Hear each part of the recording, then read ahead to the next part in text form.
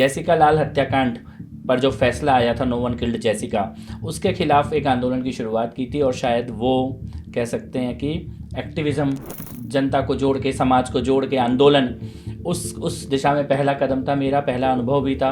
और तब से लेके आज तक मैं राजनेता कम और एक्टिविस्ट ही ज़्यादा हूँ। वो पार्टी जो है करप्शन का काफ़ी आरोप लगा उस पर, तो क्या रहा वो, देखिए, क्या देखा अंदर से आपने? दिल्ली के पूर्व 2 मुख्यमंत्रियों के खिलाफ मेरी डायरेक्ट भ्रष्टाचार के मुद्दे पे लड़ाई हुई है।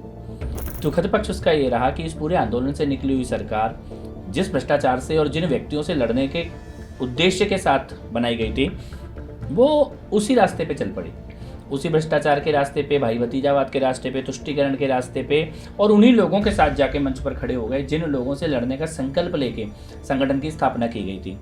राजनेता और सामाजिक कार्यकर्ता बनने के दौर में क्या आपको महसूस होता है? जैसे पहले सामाजिक काम करते थे आप, अब नहीं, राजनीति के माध्यम से आप उन सामाजिक मुद्दों पर रिजल्ट ला सकते हैं। एक तो होता है कि हम लड़ें, झगड़ें, आंदोलन करें और मांग करें और रिजल्ट की अपेक्षा करें, लेकिन राजनीति में और ख़ासतौर पे सरकार में आने के बाद वो रिजल्ट लेके आना हमारी अपनी जिम्मेदारी होती है। तो दिल्ली वाले जो हैं इस बार जो है आने वाले समय में भी प्रदूषण से मुक्ति पा जाएंगे? निश्चित तौर पे। मैंने दोनों मुख्यमंत्रियों के साथ काम किया, पिछली सरकार के मुख्यमंत्री के साथ भी और वर्तमान मुख्यमंत्री महोदया के साथ भी। अरविंद केजरीवाल केवल 1 या 2 विषयों तक ही सीमित थी उनकी समझ, और वो केवल ये सोचते थे कि थोड़ा बहुत कुछ फ्रीबीज देके हम कुछ भी कर सकते हैं। भ्रष्टाचारी लोग उनके आसपास घिरे हुए थे।